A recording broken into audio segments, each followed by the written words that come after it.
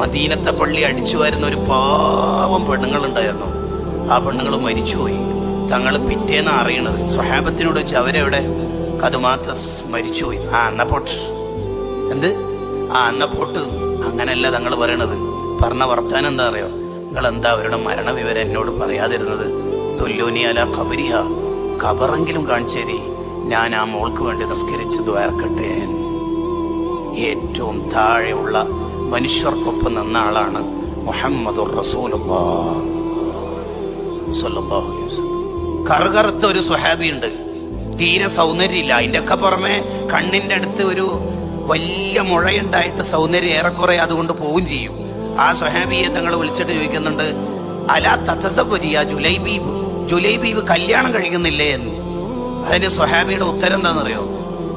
എനിക്ക് ആര് കെട്ടിച്ചേരാനേ, ഞാനൊരു പാപ്പ സൂട്ടല്ലേ, എനിക്കെല്ലാം ആര് കെട്ടിച്ചേരാനാണ്. അപ്പൊ തങ്ങളുടെ ഉത്തരം എന്താണെന്നറിയോ? പിന്നെ ഞാനെന്തിനാ മോനെ, പിന്നെ ഞാനെന്തിനാ?